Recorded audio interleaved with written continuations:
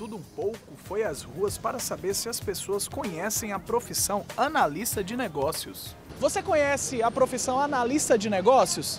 Muito pouco. Não, nunca ouvi falar. Não, não conheço. Eu já ouvi falar. Laura Araújo é analista de negócios de uma empresa em Belo Horizonte há mais de 12 anos e explica a função de um profissional que trabalha na área.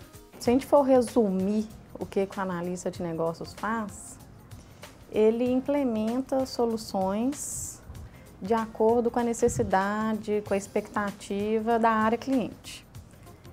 Para isso, a gente tem que relacionar muito com o cliente, com fornecedores, com outras pessoas que estão envolvidas, que a gente chama de stakeholders, para poder chegar numa solução. Ela ainda afirma que a profissão está em alta devido à facilidade de leitura de mercado que o profissional apresenta através do conhecimento técnico.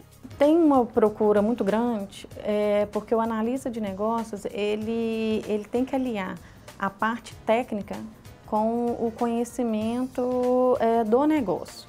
Então, a área cliente, muitas vezes, ela conhece o negócio, mas ela não sabe como que ela transforma as expectativas em uma solução de fato. E aí que entra o analista de negócios, que ele tem um conhecimento técnico, ele conhece o negócio e junta os dois conhecimentos. Um analista de negócios hoje pode receber um salário de até R$ 7.500. Um fato que tem aumentado a procura pela profissão é que o candidato só precisa ter qualquer curso superior para poder receber o treinamento. Qualquer profissional, tendo a formação que for, engenharia, tecnologia e outras mais, pode efetivamente buscar um curso de pós-graduação para desenvolver algumas competências e habilidades voltadas à análise de negócio. Efetivamente, ele precisa de ferramentas para desenvolver e um pensamento, uma análise crítica um pouco mais alterada, eu digo, brinco, afetada pela estratégia, para que ele consiga contribuir mais. Segundo a especialista, a institucionalização da profissão contribuiu para o aumento da demanda pelo profissional, o que não necessariamente significa uma nova profissão, uma vez que a competência já existe há mais de 20 anos no mercado. O aumento ele vem sendo gradativo. Na verdade, a história da análise de negócio da informação já chega a quase 20 anos. Então, isso vem crescendo gradativamente e a demanda no mercado só tangibiliza essa necessidade. São duas nuances, uma institucionalização, que foi uma pressão do mercado de regularizar, entre aspas, esse profissional que já vinha trabalhando há muitos anos. E do outro lado, tentar mostrar para esse profissional que existe uma abertura para ele no mercado do anterior analista de sistemas, analistas variados, existe um analista de negócio. Alexandra Rutner ainda fala para quem quer entrar no mercado das 3 principais exigências ao profissional. Existem 3 pilares para mim fundamentais, que é o entendimento da estratégia, o entendimento de processo e o entendimento do valor da tecnologia da informação. Se ele consegue ter essa visão desses 3 pontos, ele fundamenta a análise, consegue fundamentar a análise de negócio e então alçar um ganho maior que é o resultado na empresa, o resultado empresarial.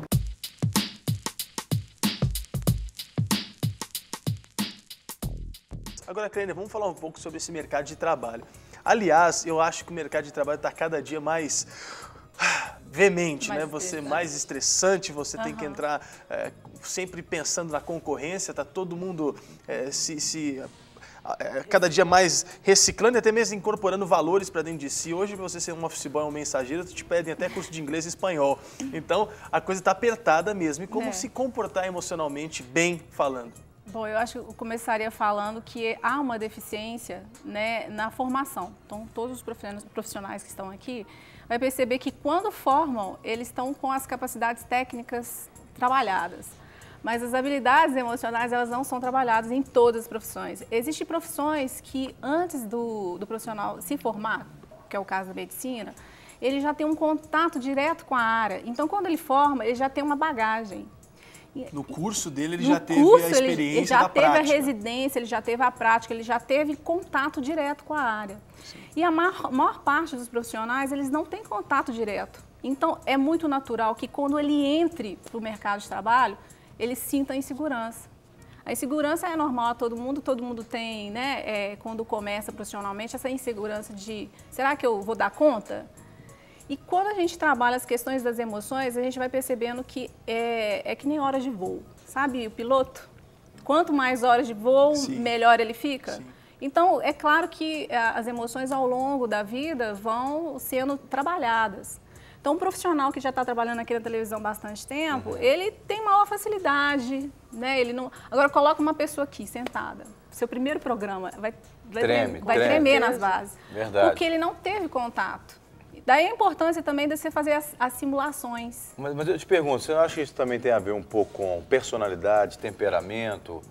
Porque tem gente que parece que já nasceu para fazer aquilo, né? Sim. Ainda que ele não tenha, por exemplo, uma experiência, mas ele tem segurança. Porque você está falando de inteligência emocional. Sim. E essa inteligência emocional proporciona para o indivíduo certas experiências menos traumáticas, né? Sim. Mas você acha que não tem a ver com personalidade isso, temperamento? O que a gente pode perceber é que algumas pessoas têm maior facilidade, né? Habilidades são coisas que são construídas, mas existem aqueles fenômenos. Vamos falar de habilidade musical, por exemplo.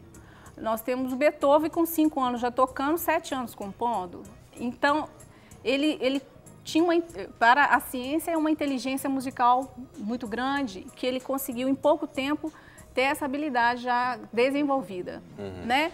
Mas o normal de qualquer profissional, ele gastar tempo mesmo, tempo para consolidar essas habilidades. Para assimilar as experiências. O padrão seria isso, mas a gente vai encontrar, com certeza, pessoas que já conseguem, em pouco tempo, já conseguir dominar essas habilidades.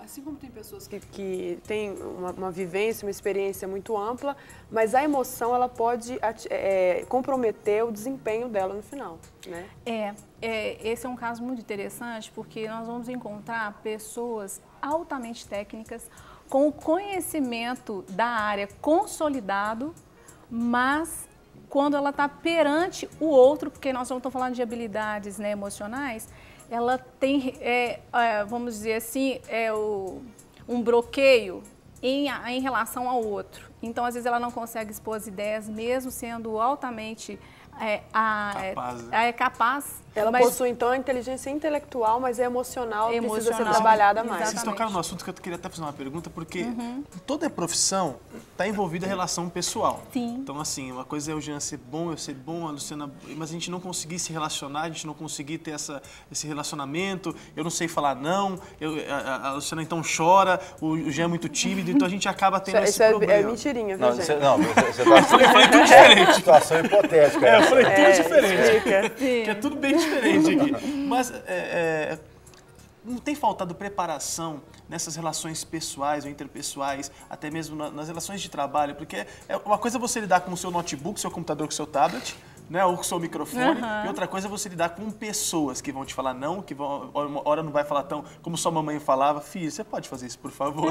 Né? Então, aquilo fere um pouco os princípios. É porque as nossas emoções, elas estão totalmente, vamos dizer, vinculadas ao sistema de crença da pessoa. Então, no sistema de crença, você acabou de falar um aí. Que não tem nada a ver com religião, não tem nada a ver com religião. É tipo assim, faz isso pra mamãe vai gostar tanto, porque mamãe não vai gostar de você se você não fizer tal coisa. Então, existe algumas crenças que limitam a ação de qualquer profissional. Foram adquiridas ao longo da vida. Foi adquirida ao longo da vida. Ou mesmo ele criou. Quer ver uma situação que eu já peguei com um gerente? Quando ele era estagiário, ele olhava para o gerente e falava assim, nossa, mas ele é muito permissivo, porque quando eu estiver nessa posição, eu não vou ser permissivo. Aí tudo bem, né? Ele passou então, ao longo da vida, alimentando algumas crenças, da crença, por exemplo, de que ser permissivo era uma coisa assim terrível. Então ele virou ditatorial. Olha que interessante. Então ele acabou... Ele foi para outro extremo. Ele foi para o outro extremo. Né? Então, as emoções estão vinculadas com o sistema de crença. Mas a gente que é cristão, no nosso caso somos cristãos evangélicos, a gente tem uma mentalidade em relação a isso, que é exatamente a questão da cura da alma, né?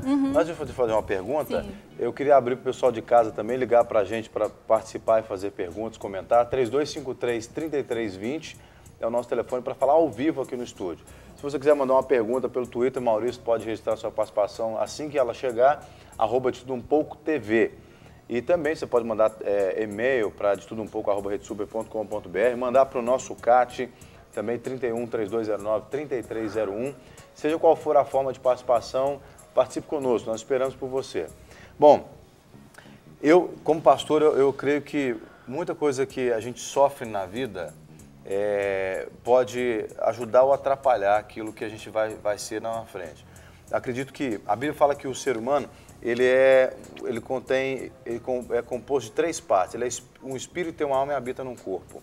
E eu vejo a alma como uma esponja. Tudo que você joga sobre ela, eu até falei isso aqui outro dia, ela absorve.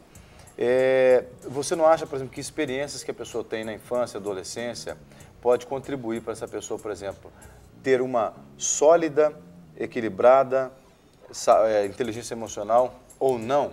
O profissional, por exemplo, ele pode ter várias manifestações exteriores, externas, para falar da sua insegurança emocional. Não necessariamente o camarada que é introvertido, que é inseguro, que treme em determinadas situações, ele é sozinho e instável. O camarada que às vezes, por exemplo, ele grita, parte para cima, ele não respeita a condição do outro, também pode estar apresentando alguma fragilidade, mas a forma dele demonstrar, a forma dele se defender atacando, vamos dizer assim. Isso mesmo. Está ligado também à inteligência emocional. Tá ligado à inteligência emocional.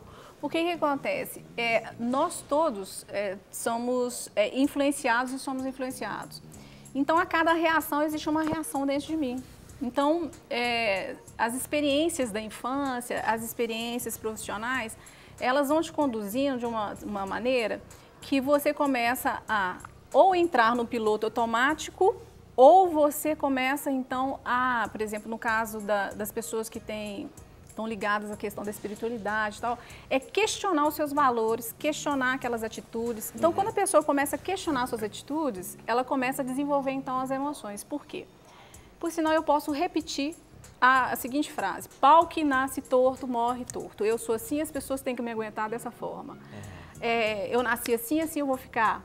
Então, nós estamos repetindo um comportamento, repetindo esse comportamento, sem menor reflexão. À medida em que a pessoa, por exemplo, ela teve experiências traumáticas na infância, e ela começa a questionar: por que eu reajo sempre assim? Uma pessoa chama minha atenção, eu já começo a me justificar e tal. Quando ela começa a fazer essa análise, ela vai começar a descobrir os sistemas de crenças e aí ela pode conseguir, não vou falar de certeza, ela pode conseguir melhorar a sua forma de lidar com o outro, né? Então, por exemplo, quando a gente está trabalhando no curso de educação emocional, o que a gente pode observar? Tem algumas situações que cada um vivencia que marcam mais, às vezes você mais, nós estamos envolvidos numa mesma situação. Tem a mesma situação que marca mais um do que o outro. Filhos do mesmo lar sofrem a mesma situação e sofrem impactos diferentes. Exatamente, impactos diferentes. Então, a gente vai descobrir o que emocionalmente afetou aquela pessoa. Emocionalmente, em que sentido? É porque a pessoa se sentiu menos-valia, desprezada, não amada. Quer dizer, esse sentimento do amor é o mais básico. O amor e o medo são as duas coisas mais básicas.